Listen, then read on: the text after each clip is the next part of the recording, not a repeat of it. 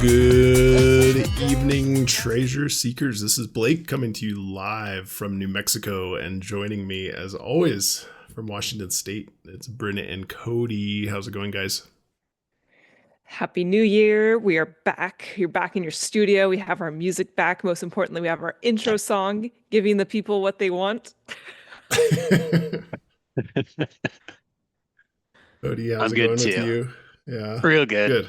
Learning how to bake sourdough bread recently. It's been Wow, going well. Burned myself good. really bad the other day, but other than that, going well. Okay, what Four out what of the five happened? loaves were excellent.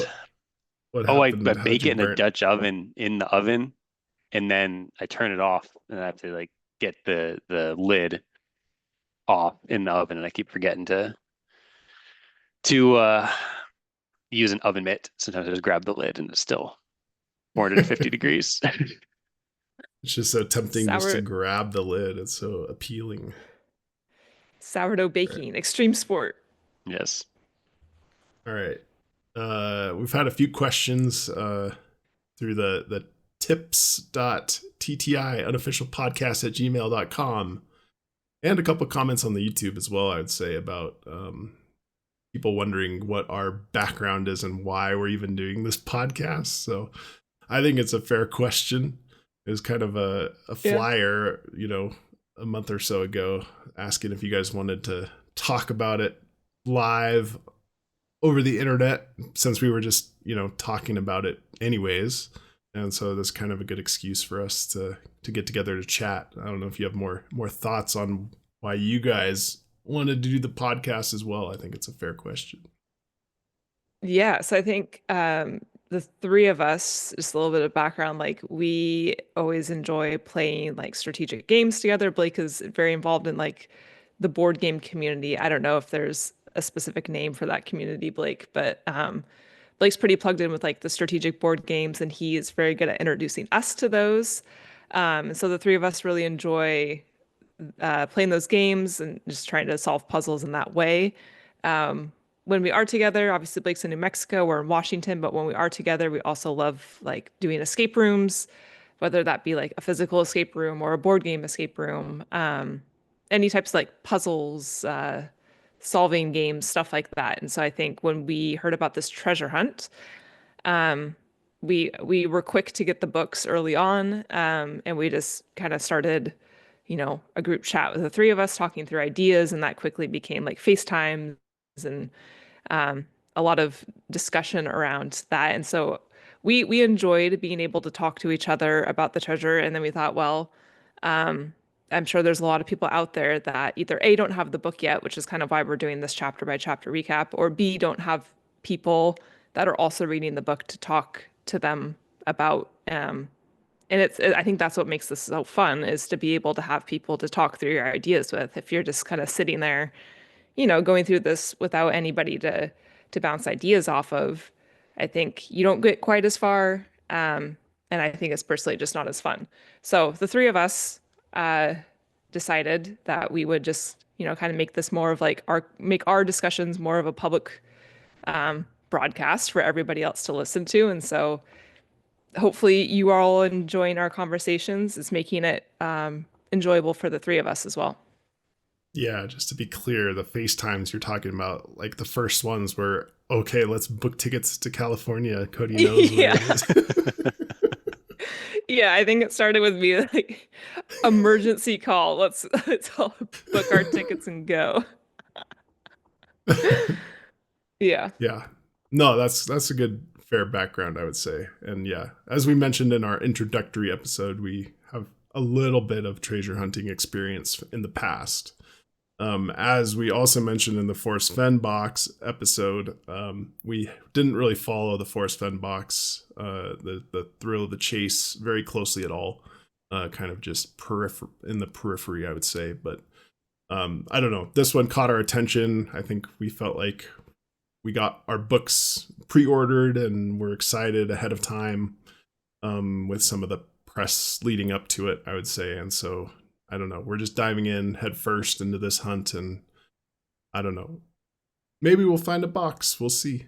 But I know there's going to be a lot of competition, and we're just excited to see how the solves end up when they do. All right. Perfect. Yeah. Just Good. having fun. Anyway, if you have more questions, feel free to shoot us an email. And we're happy to talk in more detail as well. But just wanted to put that out there now that we have a little bit of a following. Actually, we're doing well on the YouTube. I think we'll just dive right into horseshoes and hand grenades today, if that's all right.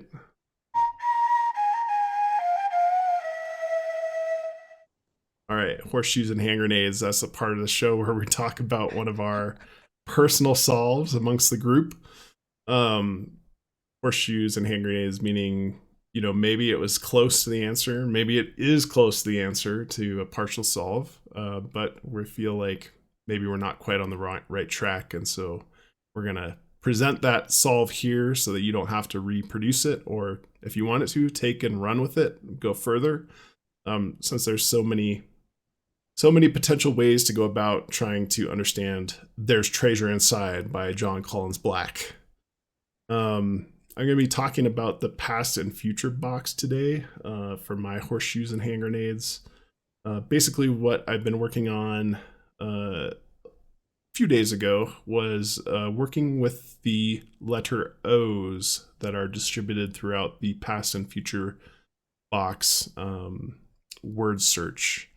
The past and future box is one of the part 2 boxes of There's Treasure Inside.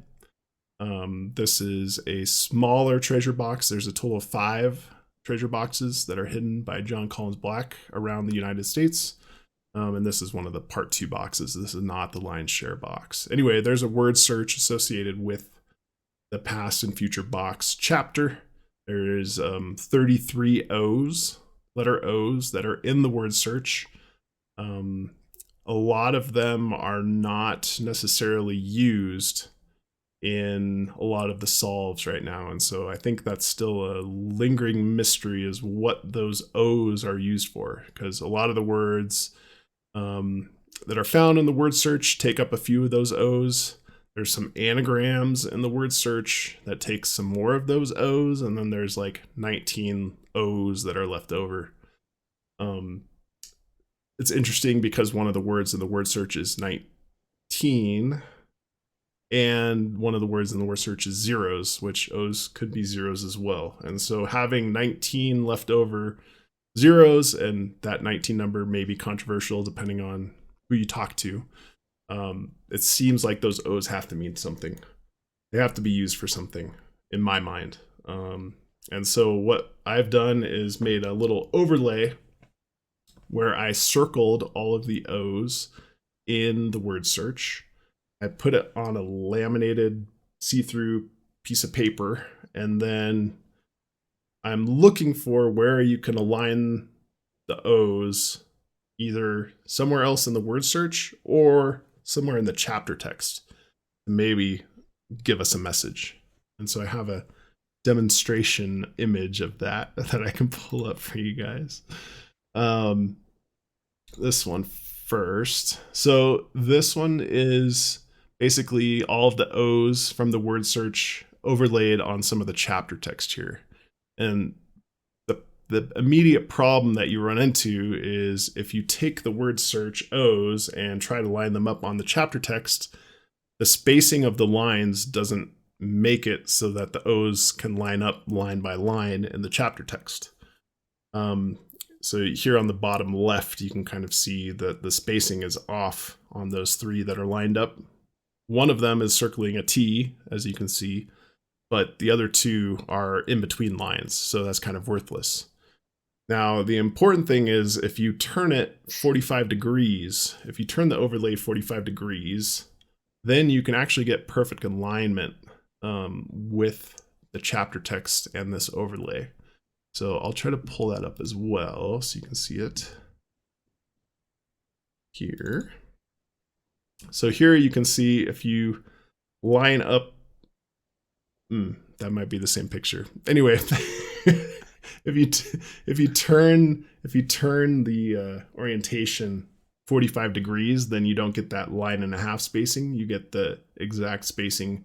And what I've been trying to do is line up the O's with the word oasis, which is mentioned like 9 times in that chapter because it's referencing the oasis from Ready Player One, which is a kind of big content for that chapter. Jon Collins-Black recommends you read Ready Player One, the novel by Ernest Cline. And the mention of Oasis, which is the VR, the virtual reality world that a lot of the global population in this story is utilizing, is called Oasis. And so I've been trying to line up the center O's with the word Oasis, the letter O in Oasis. The first time I did that, there's kind of a plus symbol of O's, pattern of O's in the word search. When I lined up the middle of that plus symbol over the first Oasis, the immediate letters below that were VR that were circled. So then I thought I was on the right track.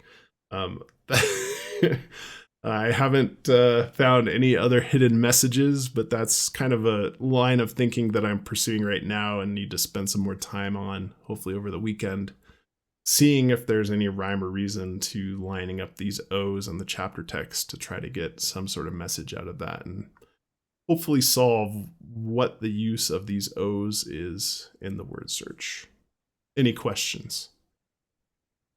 I love it. I mean, I think this is a perfect example of Jon Collins-Black saying, like, you don't need to be a genius to solve this, but it is a very clever thing to be doing and utilizing the book itself in its physical form. So I just think like that's a very, I don't know, clever take on how to approach using that, because they are circles, O's, zeros. That is, yeah, a creative way to be approaching it. Yeah, I think you hit the nail on the head there, that a lot of chatter about all you need is the book, some shoes, and water, right? And so that's kind of why I like this approach, is that it's all encompassed within the book. You don't necessarily need any peripheral information or materials to try this approach. So anyway, I'll give you guys an update when I find the treasure box. Because I mean, even if it's like, even if this is a dead end and this isn't the approach, I think the way you're thinking about it is what's so important here. And I think taking a step back and trying to think of like similar approaches as well, how that could be applied. Yeah. And again, it fits really well into, we've been talking about what rules can we bend, what rules can we not bend. It fits really well into, like you guys are saying, a solution that would bend few, if any, rules, which would be good, because I'm looking at a lot of things that bend rules, and I get frustrated with myself sometimes doing that. I am in kind of two minds regarding the O's in the word search. Where on one hand, I do feel like there's the potential that they are just used almost as spacers, in which case there's no data hidden within the O's in any way. But on the other hand, it could be obviously something where something is encoded with those O's like you're looking for. And I think that I would lean towards that there's something with the O's, and they're not just spacers. Well, the fact that we have the words 19 and zeros, I think that's, at least to me, too significant to include those as a couple of the actual words in the word search for that to, I mean, and maybe they're used otherwise, but I think it just seems like it's really pointing to using them. Yeah, I agree with that. Real quick, if it's not too much of a tangent, Blake, can you touch on why 19 is controversial? I'm not sure that I am in the loop on that. Yeah, I think there's some people that have solved parts of the word search differently, that use up more or less of the O's. They use, more obscure words in the word search that they're finding that include some of the O's.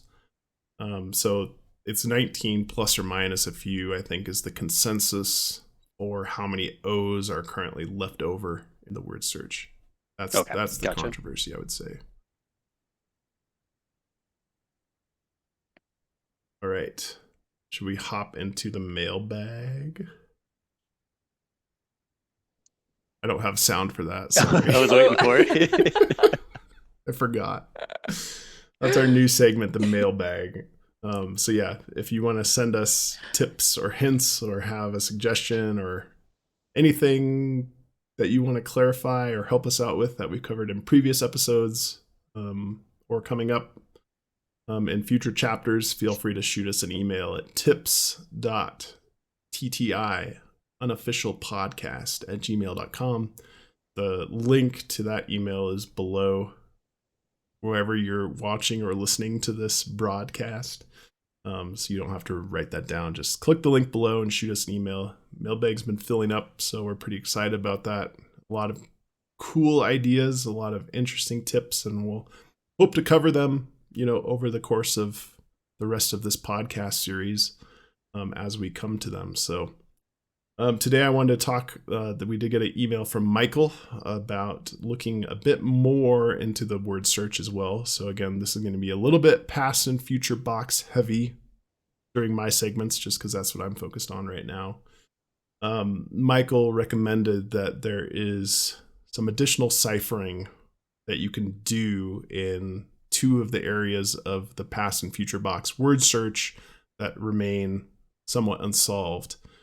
I think there's kind of some breaking news in the past couple days that maybe some of those things have been resolved. They were not resolved by me, but I'm wondering if Michael was on the right path and that's what his solve was as well. Basically, there's 3 letters in 3 of the corners that also are unused. So we were talking about unused O's. There was some unused blocks of 3 letters in each corner of the word search as well. Cody actually was on the right track seemingly when he used the Caesar cipher to translate the first 3 letters in the upper left corner of the word search. When you shifted those 19 letters forward, it spelled out Jon, Jon. And so that was kind of a hint as to the right movement. Cody, do you want to talk about that while I go cough real quick? Yes, I can talk. You go.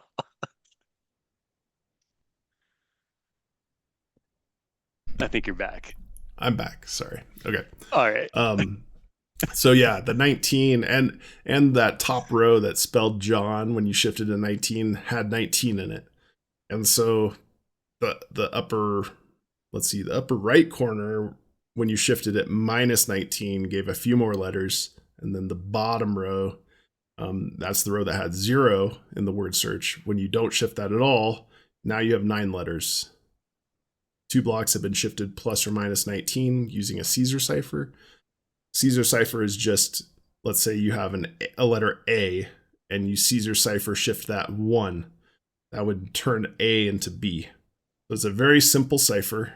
It's not an overly grand cipher like we know is not going to be in this book based on the words of Jon Collins-Black. He said you could even call it a cipher. You could even call it a basic S cipher or a simple S cipher. Yes, or basic cipher play.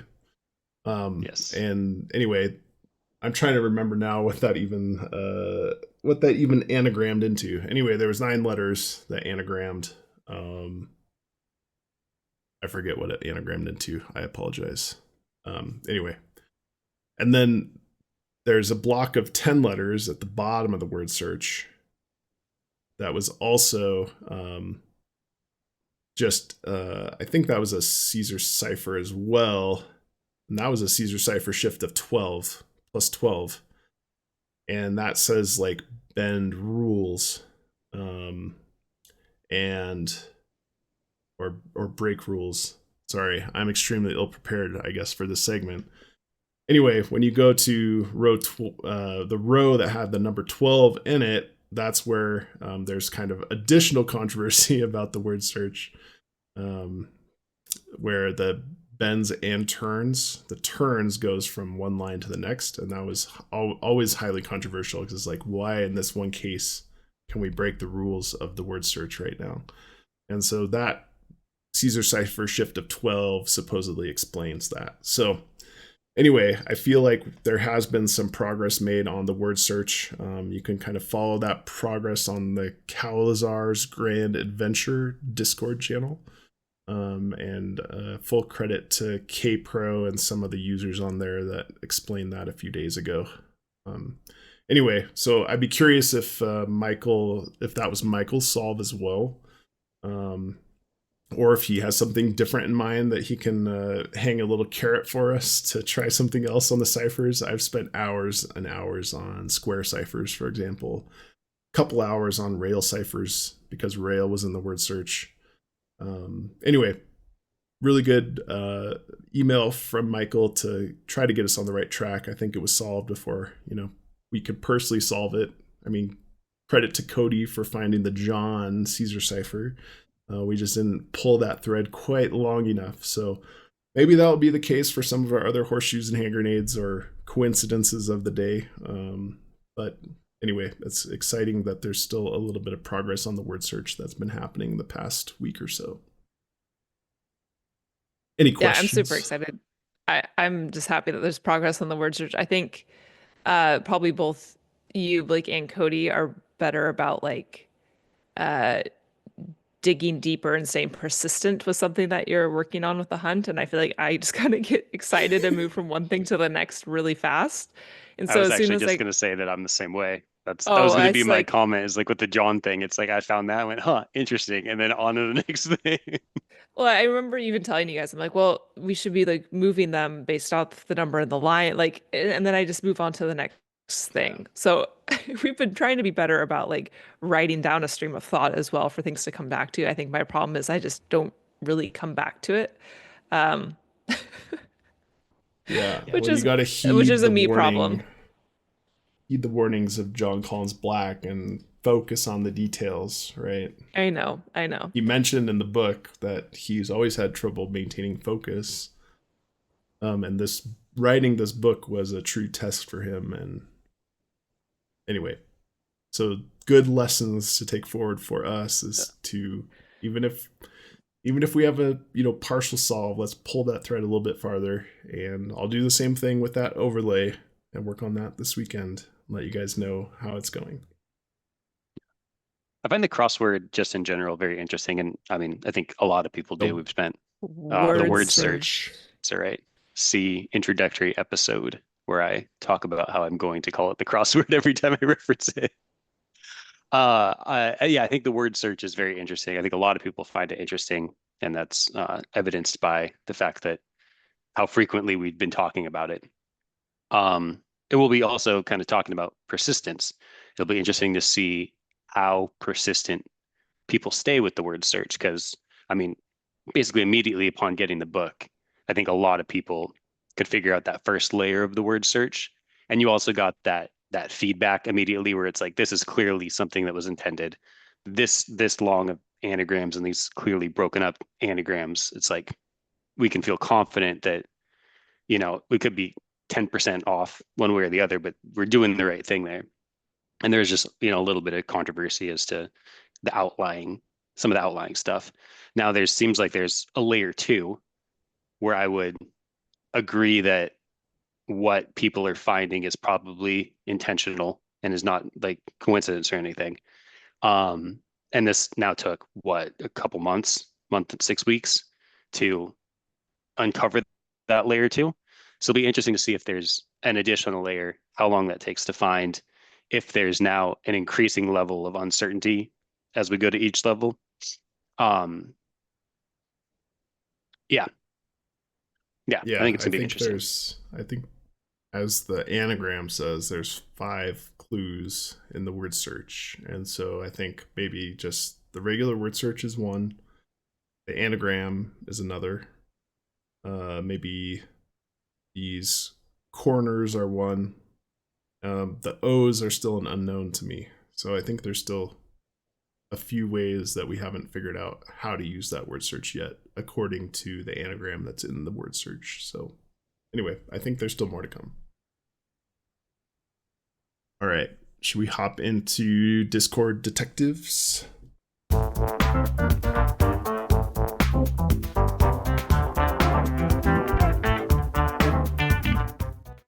Cody, your Discord detectives today? You betcha. This one's going to be short and sweet. Uh, it's not something I read directly, but it's something I heard through the grapevine within the community. I heard of a person who ordered a second copy of the book just so that they could essentially dismantle it, rip up the cover, rip it open, see if there's anything hidden inside. Um, that's basically the content of the Discord detectives. But I'd like to talk about I don't for me, I love the idea personally. That's just totally the way my brain works. I love outside of the box ideas. Um, I think it almost takes what we had been talking about where when we're talking about Blake's translucent O sheet, we were trying to line stuff up about how that is so in line with what Jon Collins-Black is telling us, like to the T. I think that the idea of ripping open the book to look for something is like just taking that to an extreme. I don't know that if an author is really going to write a book where the answer is to destroy it, but I mean, the but I book love is the idea. called "There's Treasure Inside." It is called There's Treasure Inside. It's like he took everything as literally as possible. I really like the idea. And it kind of sparked some other ideas in my mind, where I've been doing some research and looking into basically the constraints of publishing. What can you publish? Um, I mean, I guess you can publish a lot of things, but what's realistic to publish on scale? Um, you know, would it be realistic to have a map or some item inside the cover of a book, or is that just like a manufacturing nightmare? And it's led me down to it gave me the idea to kind of start from that vantage point when exploring some other ideas that would involve something other than just like plain ink on plain paper. Um, yeah, so I thought that was a super interesting and cool solution. In one of our first episodes, we talked about before the second edition came out, how much first edition books are going for on eBay. So it's probably a tough pill to swallow after destroying a book and not finding anything. Yeah, I But mean, there I'm was interested on, the jacket, right? The book jacket had the little clue behind it, so something like that is certainly possible. I mean, yeah, what happens if that guy said he destroyed the book and found a clue inside, but then said there was no clue inside, so nobody else did it? Cody, that's will true. you destroy your book? Oh, it's tempting. Don't do So it. at Maybe first, I after I thought finish the first full read. when I first read that, I'm like, that is crazy. And then it took me to what I think we had talked about, like the advent calendar, escape room advent calendar that Blake's been sending us every year. And at the end, usually towards the end of that, there's some sort of like deconstructing the box. Like you end up destroying the box that it comes in to find clues. I think with that, you're doing that on day like 23, 24. And I think where I had a problem with this, with the book, is there's 5 treasures. And so if you're going to destroy the book for one of the treasures, I can't imagine that was his intent, because he says on his website, like, please go ahead and find all of them. If that's, if you can find one, please find them all. And so I don't think you'd destroy the book to find one treasure unless there was something in there that spoke to like multiple locations. But on the other hand, I also really want to rip out all my pages and line them up by like the backgrounds that they have, because it's like, why do some of these pages have certain backgrounds, others, are plain white? I just want to like try to put them together and make sense of that. But I've stopped myself because it's like, okay, well, I'm gonna rip out the pages and then do what? Even if I solve one, I don't think that's his intention when I have now not a book to solve for 4 more. Yeah, one more argument. It's only one word. Ebook. Yeah, Yes, that's I a don't good point. but I think that disassembly of the book happened before the ebooks were announced. I So. think so too. Yeah. Yeah. I like the thought process though. I like the thought process a Yes. lot. Yeah, I Yes. mean, I think it's Agreed. important to think through. All right. Good. Thank you, Cody, for covering that Discord detectives. You betcha. Uh Bryn, you're talking a little bit about ripping out pages. I think that corresponds. It's a nice segue to your coincidence of the day.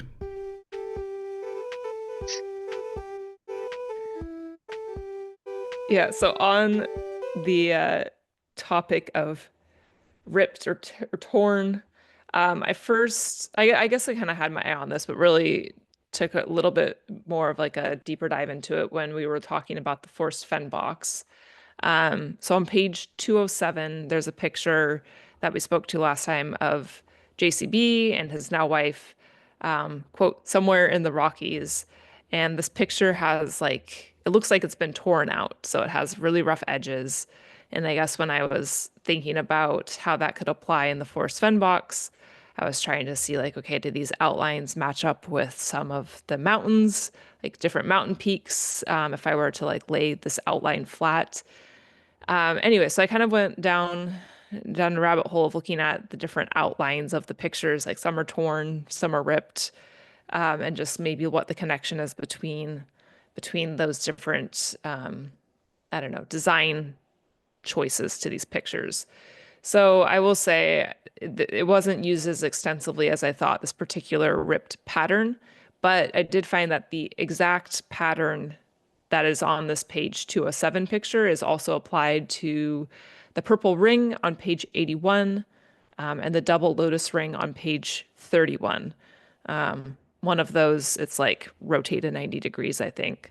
So it's slightly different, but I'm starting to think at first that, well, maybe there's a ring connection, but there's other rings discussed in the book that don't have the same outline.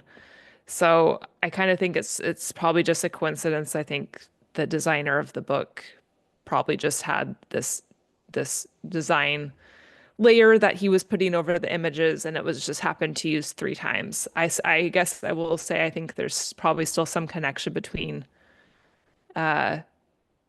why some of the pictures are like I feel ridiculous saying torn versus ripped, but I do think there's going to be some sort of connection between why different pictures have a different graphic element to them. But I don't know. As far as this like tear outline, since it's applied with these three pictures, I'm not going with the mountain range anymore, at least not for Forrest Fenn box, and probably just a coincidence. But you're still optimistic there's a meta clue in there, as we discussed last time. It's that something's going to be revealed with the way the design was. I feel like there will, because otherwise, why would you not use that same method with all the pictures where some are torn? And I don't know. I'm not giving up hope on it entirely. Okay. All right. Should we dive into the meat today? We're going to be talking about, I just lost my spot, chapter 7. Chapter 7 in the book There's Treasure Inside by Jon Collins-Black is called Amelia's Autograph. The subtext is Explore More. 2 quotes associated with this chapter. Exploration is really the essence of the human spirit. Frank Borman. And the second quote is, if you are curious, you'll find the puzzles around you.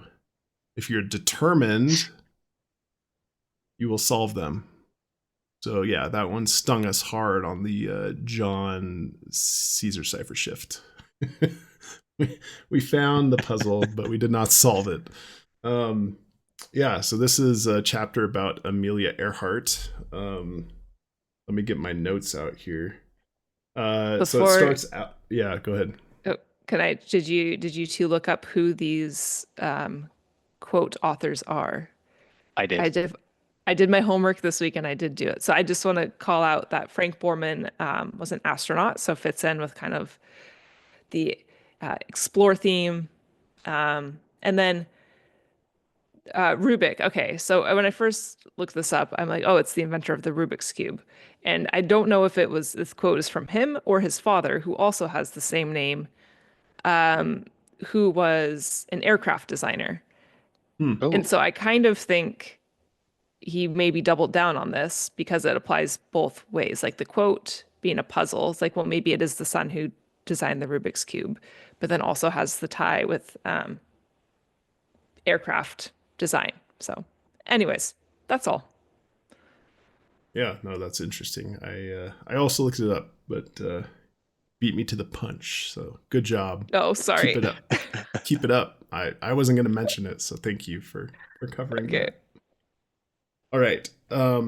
So this chapter starts as usual with a little vignette about Jon Collins-Black personal life, being a father of 2 young children.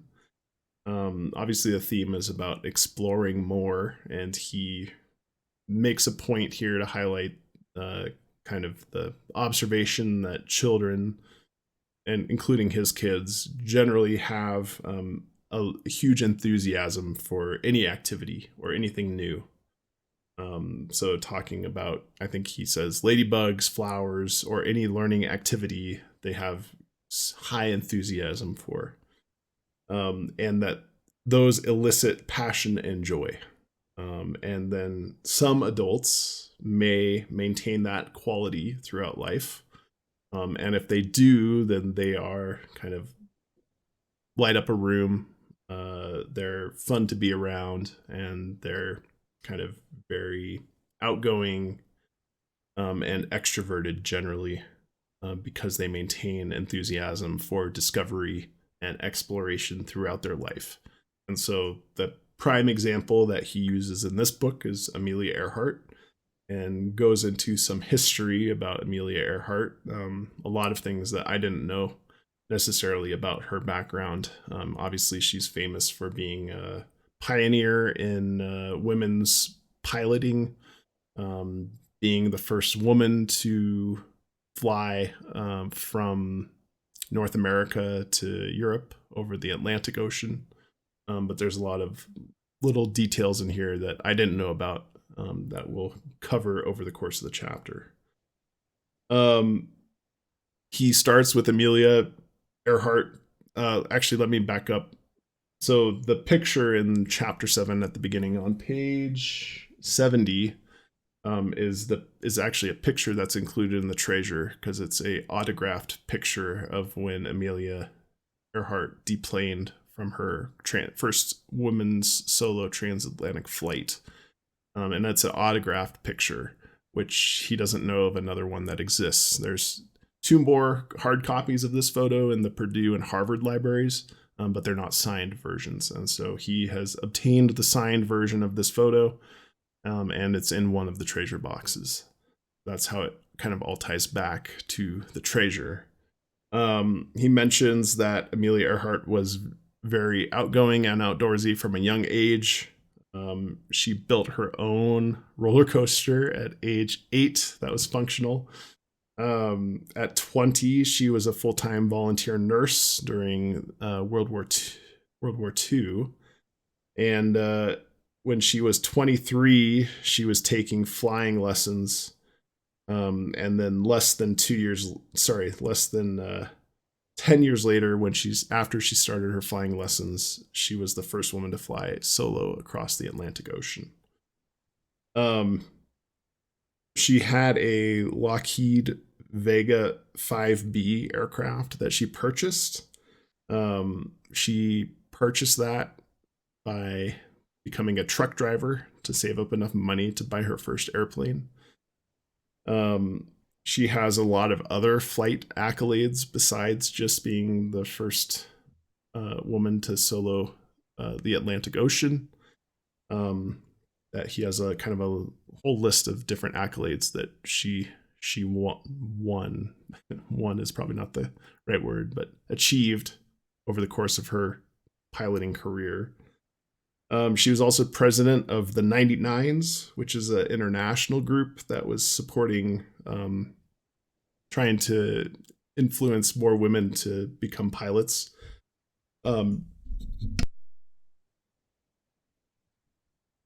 Excuse me. Sorry, I had a cough there. I have a little cold that I got from Cody and Bryn. Sorry. Sorry. This all came about because she attended an air show with her dad in 1920. And her dad got her a ticket to actually go on one of the airplanes, and that's what really caught her interest. And then 5 days later, she started her first flying lessons. When she visited her sister in Canada, she had met a wounded soldier, and so sorry, I'm thinking now that this is maybe World War One. It actually wasn't specified in the chapter. Sorry. Oh yeah, And I was gonna say World War One. World War One. Yep. And don't send a tip in to the tips for that correction. All right. She met a wounded soldier, and at that point, immediately decided she was going to be a volunteer nurse until the end of the war. Other things that she did in her early life she started her own clothing line called Amelia's Fashions, and that was the first women's fashion wear line that was active wear, which is, as Jon Collins-Black said, decades ahead of its time. That she was designing clothes for activities for women. She was also an English teacher for immigrants, and she was an accomplished banjo player as well. Kind of where Jon Collins-Black highlights a bit more content in the chapter is that Amelia Earhart was an accomplished writer as well. She was an editor for Cosmopolitan magazine and wrote articles for the New York Times as well as National Geographic. And then Jon Collins-Black highlights that though she was known for those types of writings, she actually had a bigger passion for creative writing. And so there's a number of poems that she had authored that he highlights in this chapter as well. So one is called From an Airplane. There's a part of that poem in there that she had written kind of from her perspective being up in an airplane. There's one called Courage. And then there's a poem called Only Baggage. And Only Baggage was written when she was the first woman to be a passenger in a transatlantic flight. And so there was kind of a call out that in that flight, she was only baggage. She wanted to actually be, a pilot, not just be a passenger in an airplane. It was 5 years after her transatlantic flight that she set off to travel around the world with one of her friends and co-pilots, and that's on the 23rd day of that 30-day journey is when that aircraft that she was piloting went missing and has never been found. And so that's a huge mystery still, where what went wrong and where that aircraft eventually crashed. And that's kind of the summary of the Amelia Earhart section. Jon Collins-Black goes back to his kids and how he says his kids remind him to be brave. He says a lot of times adults will lose their sense of curiosity and kind of get into a rut and get into routine. And he's suggesting that we think about that and maybe try to avoid that in our lives. He says, be curious and look beyond boundaries. Go where others have not. That is a summary of Chapter 7, Amelia's Autograph. Comments? Excellent summary. Thanks. Yeah, I was really surprised reading it. I guess going into it was just expecting it to kind of be more about what we already know about her, with like her going missing and that flight specifically. So I was very surprised to see all this additional context about her life and things I just really didn't ever know. Yeah, I agree. I didn't realize how famous she was prior to that flight. Right. I assumed, not knowing a ton about her, that flight is what made her so famous. But it sounds like she was like very famous prior to ever taking off.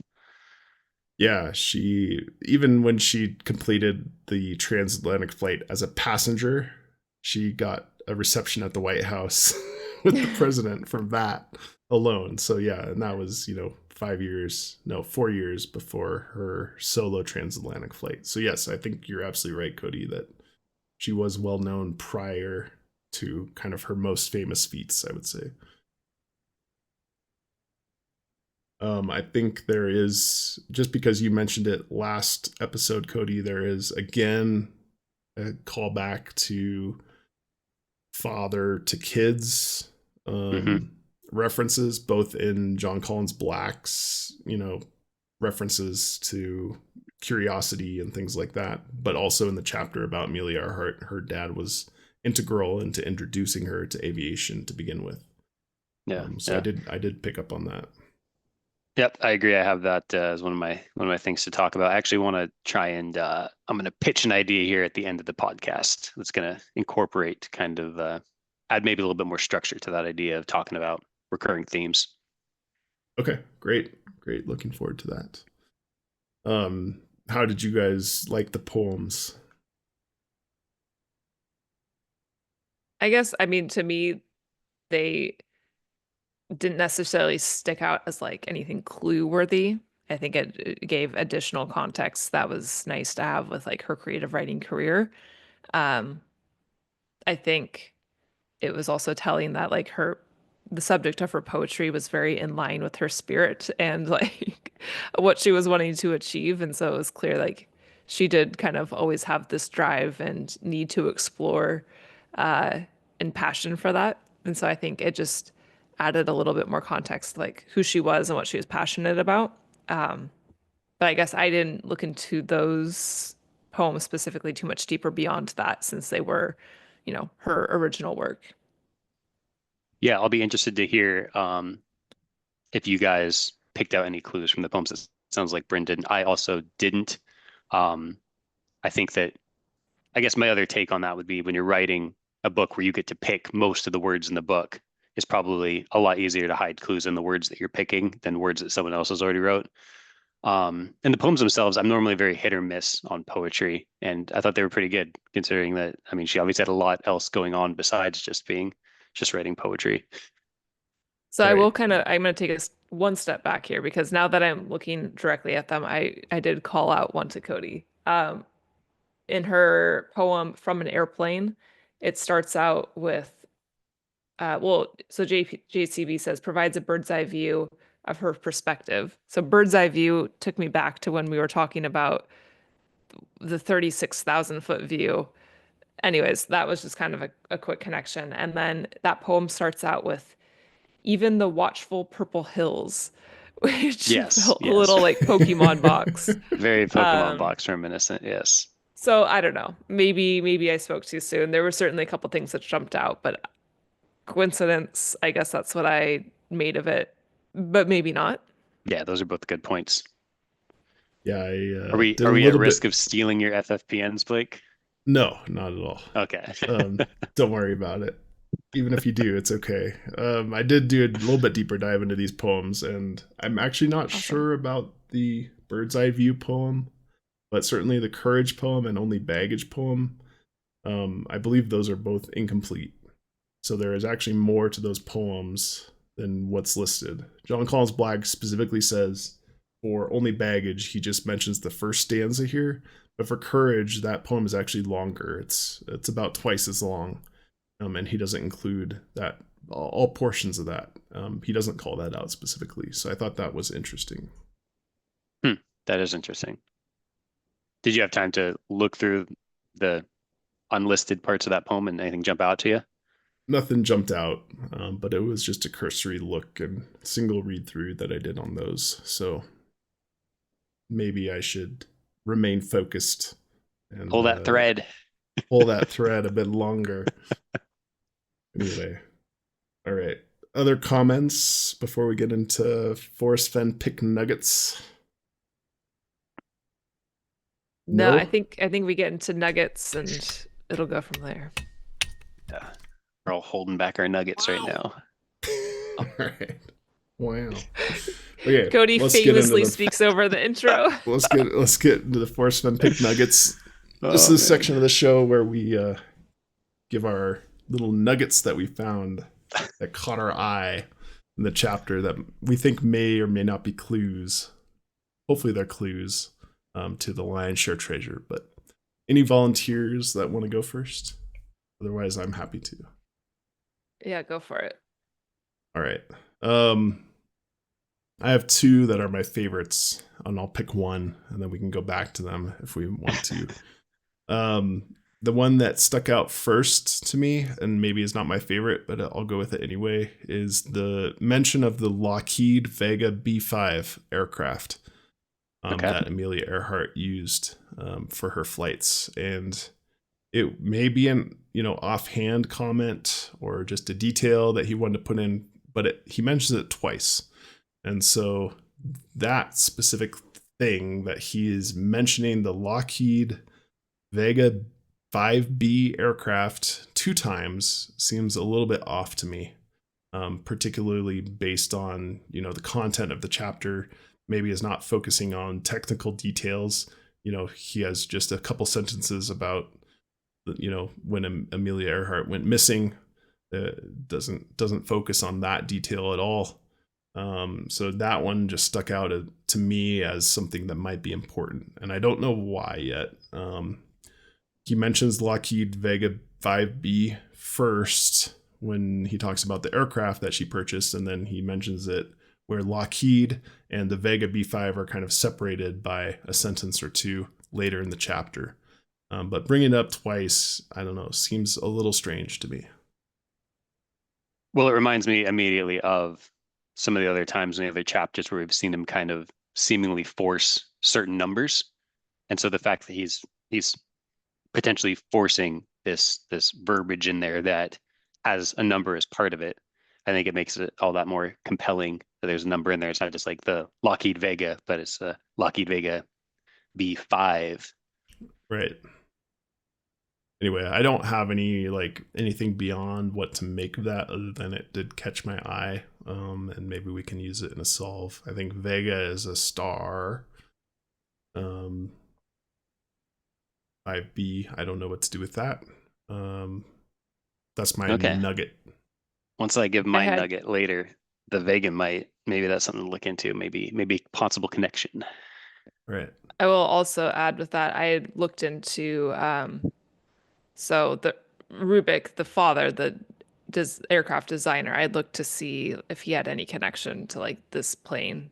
The answer is no. So I didn't know if that was maybe a Okay. connection to why the name of the plane was listed in the way that it was. So yeah, I'll be curious to hear what Cody has to say.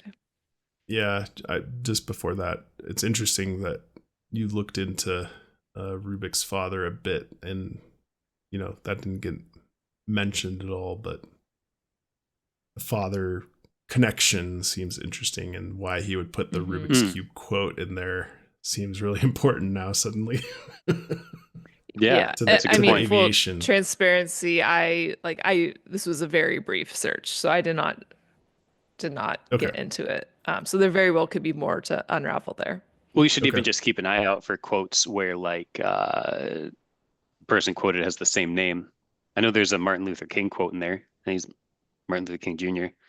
So that'd be interesting to see if there's more of those where it's like same name as their father, since we have the fatherhood as a recurring theme. Mm-hmm. Bryn, what's your nugget? Yeah. So mine should be quick. When JCB is talking about kind of like the wild and crazy things that Amelia was doing as a child, he mentions, quote, at age 7, she rode elephants at the World's Fair, which like, well, that doesn't seem particularly wild and crazy. Like, I don't think that's a noteworthy thing if we're going to talk about like a child kind of, you know, being very, I don't know, adventurous. I feel like maybe at the time it was a little crazier than it sounds now. Certainly there's a level of excitement and thrill to that. But I think what stood out to me was the World's Fair connection and took me back to the Art Smith chapter where he won the architecture contest to design the multi-purpose building for the World's Fair. So I don't know if we'll continue to see any World's Fair connections throughout these chapters, but I thought maybe that was a very intentional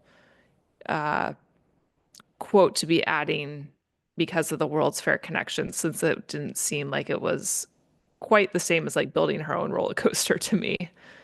So we will see. Yeah, that went right over my head. I didn't catch that at all. That's a really good find.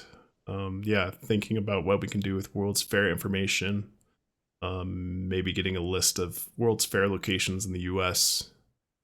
may provide some benefit for us, and being on the Yeah. lookout, as you said, for future references in the next chapters. Yeah. Very good. Cody, let's hear it. Ooh, I'm Off so I go. excited. Here we go.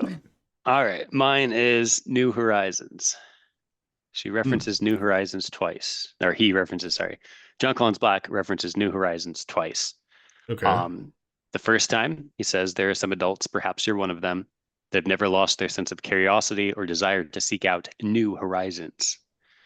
Then later in the chapter, he says, Amelia departed this world doing what she loved, living without limits and exploring new horizons. So that jumped out to me without any background knowledge, just the term New Horizons. Okay. I looked into it, and there's a space probe launched as part of NASA's New Frontiers program called New Horizons. So it's pretty famous. It's not like any obscure thing. And that was a space probe that did like a flyby of Pluto and a couple other things.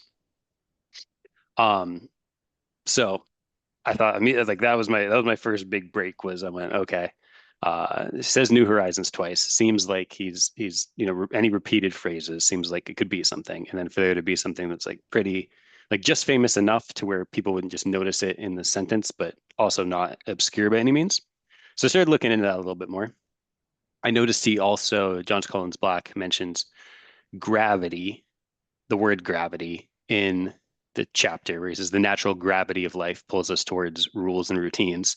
And every time I was looking at the New Horizons space probe, one of the things that kept mentioning in all the different literature about it was that it had like the special gravity assist from Jupiter, and it was like part of the plan to get it all the way out to Pluto and whatnot. So I thought that kind of tied it together a little bit more. And then I did my research into the quotes for the chapter, and one of them is an astronaut. So I'm like, all right, this is getting stronger and stronger. This is feeling like it could be something potentially. And then in one of some of the information I was looking at about the New Horizons space probe, it gave a list of that's like 5 of the main instruments that were on the space probe.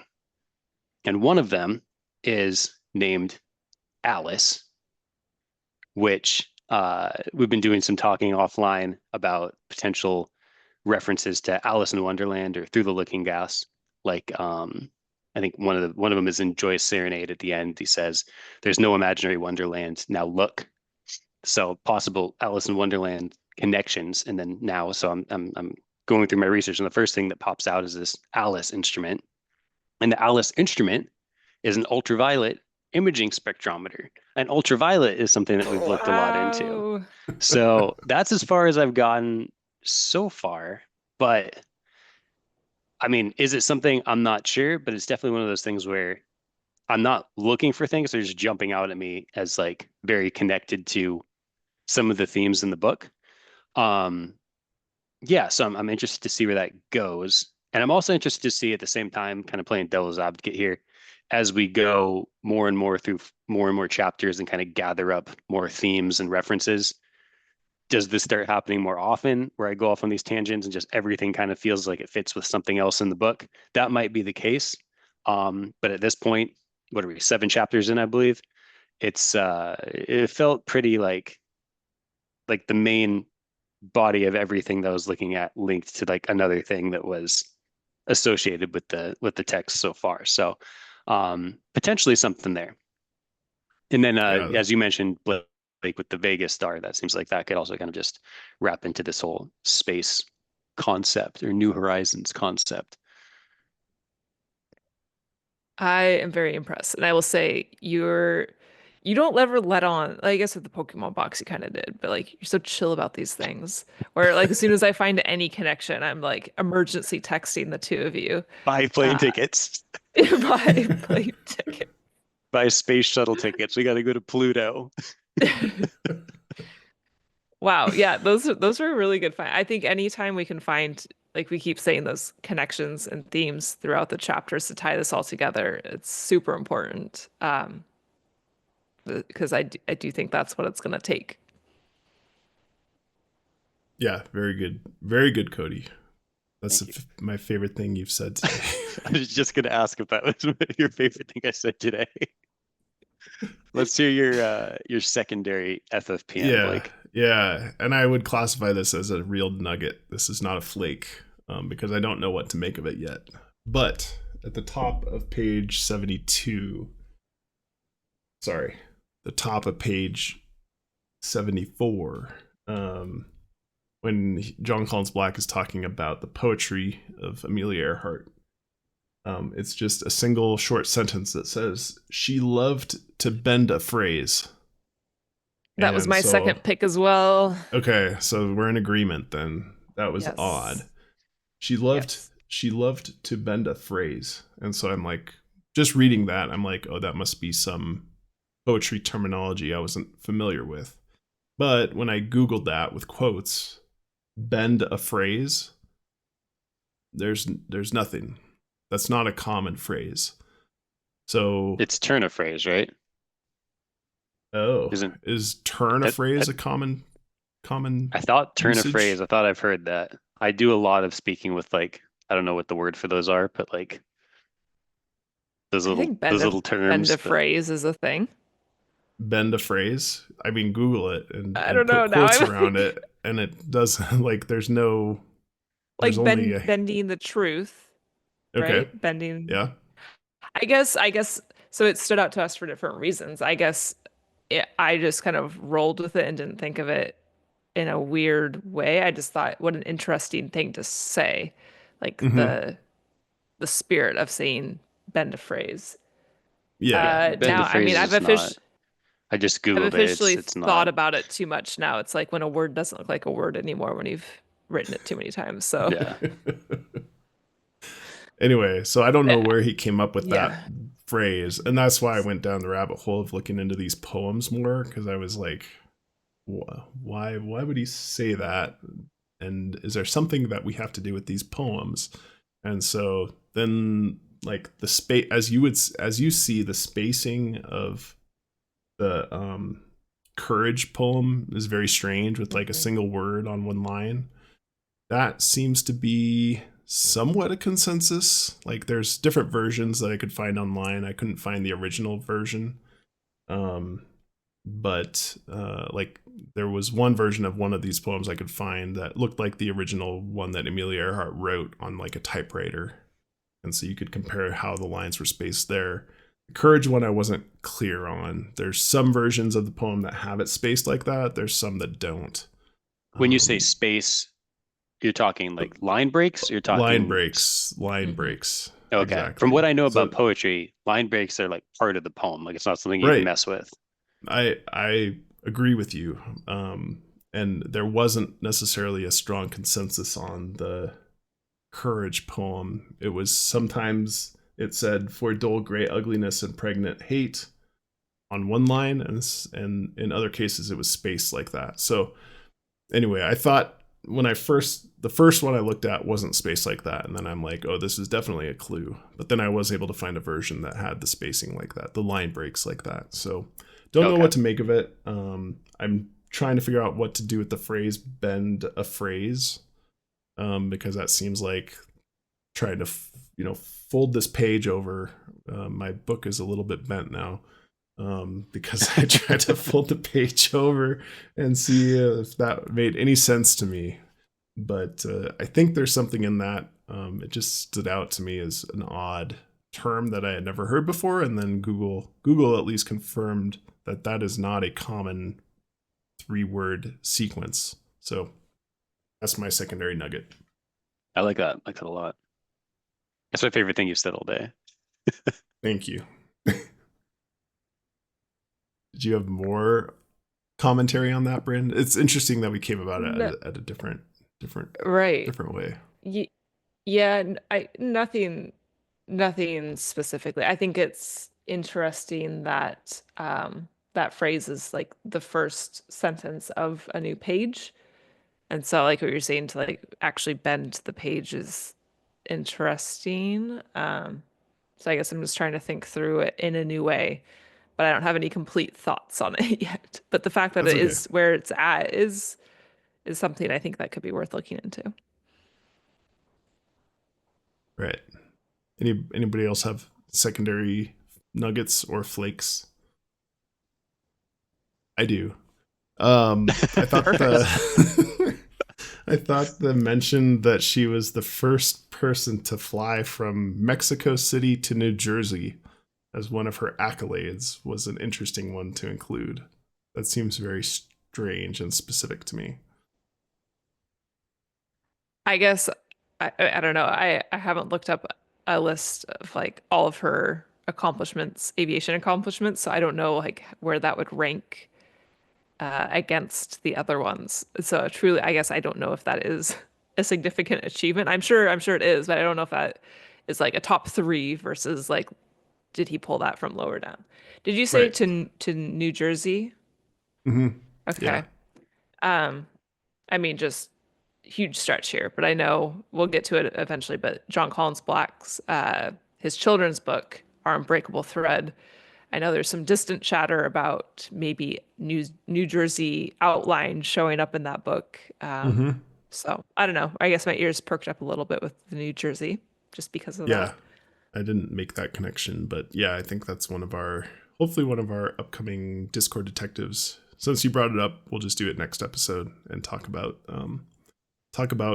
the connection to Our Unbreakable Thread, the children's book by Jon Collins-Black, where he may have hidden one or two clues in it.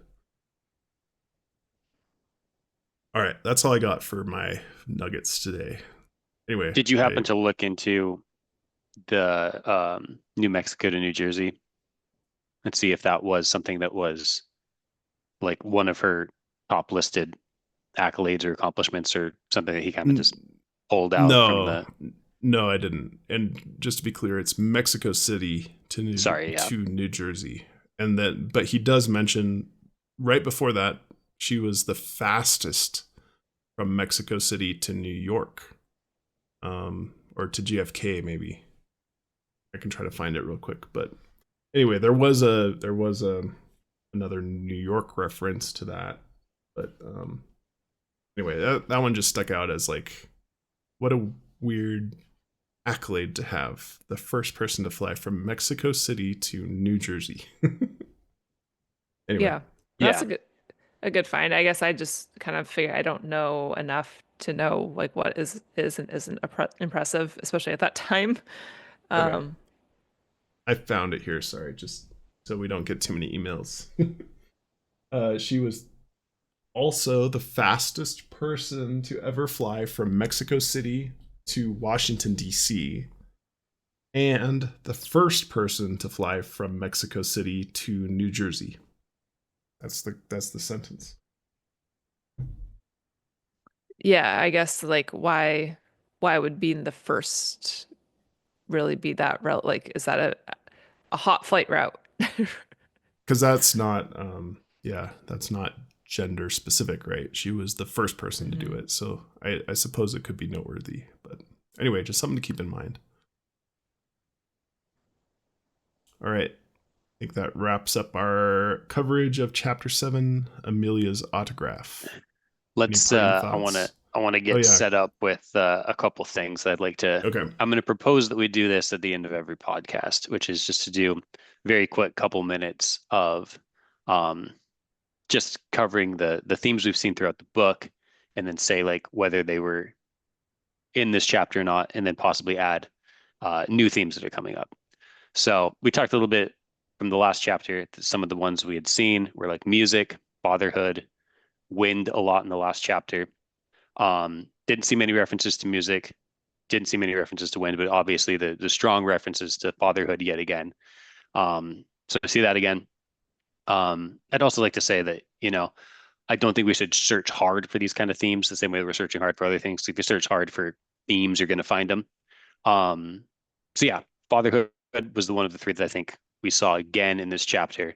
And then I'm going to add to the list World's Fair, because we've seen that Mhm. now 2 out of the last 3 or 4 chapters.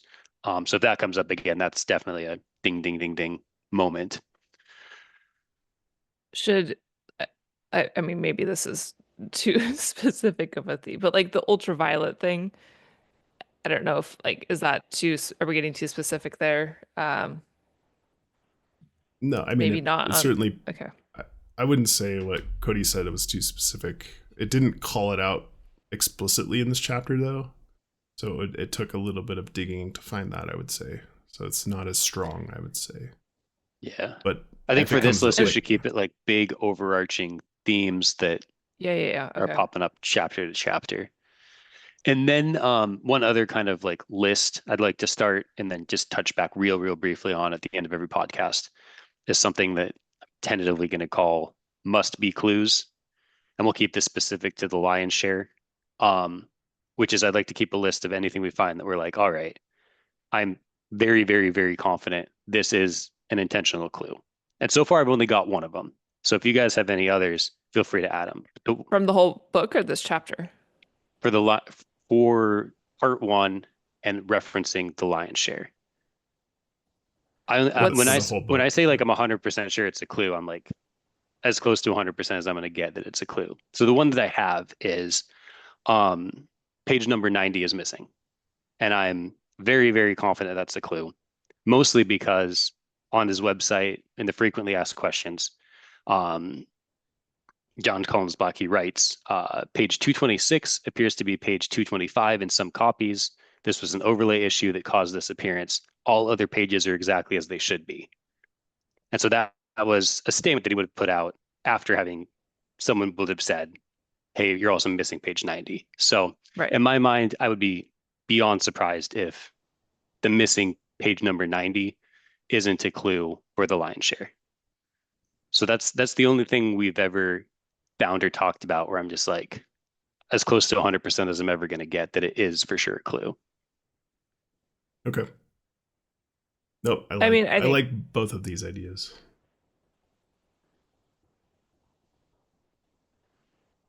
Right. I don't know. I am not a huge fan of must be a clue because if you so far you've only identified page 90. I Yes. think that the Call it, parameters are a little too tight. I think that's say the point though. it might be a small list by the end of the book still. Yeah, it might be. I don't know. I mean, We can also talk about it offline since I'm really springing this on you guys Yeah, live. this yeah, is I don't think we need to surprise. be adding segments, but just things to touch on at the conclusion of each chapter. Yeah. I just want to touch on it for a minute or two. All right. Yeah, the only theme we didn't touch on that I had brought up last time is the kind of unexpected rise or, non-traditional success. And so I was thinking about it on this chapter, and it didn't seem like this is necessarily an Amelia Earhart that came from, poverty and became successful because her dad took her to an air show and bought her a ticket to fly on an airplane in 1920. So that's probably pretty expensive. But thinking about it in a different lens that, she was a woman, and Jon Collins-Black says 95% of all air people that were participating in aviation as either a pilot or as a passenger, 95% of people were men. And so thinking about her, on the gender side as a woman, then it does fit that theme that she was, a pioneer in this field.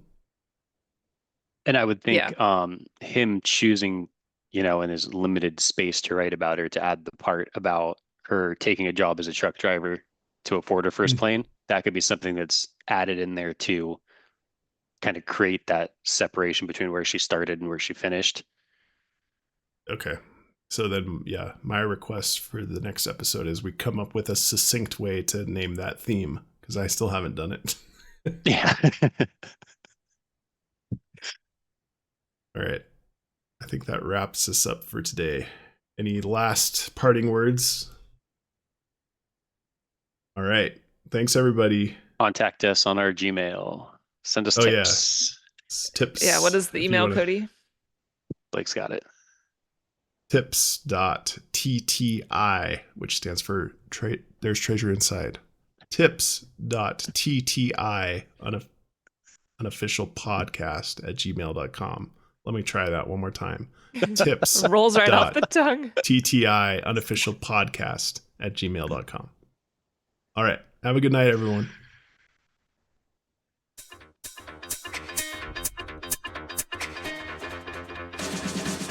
Searching for clues, let's find you.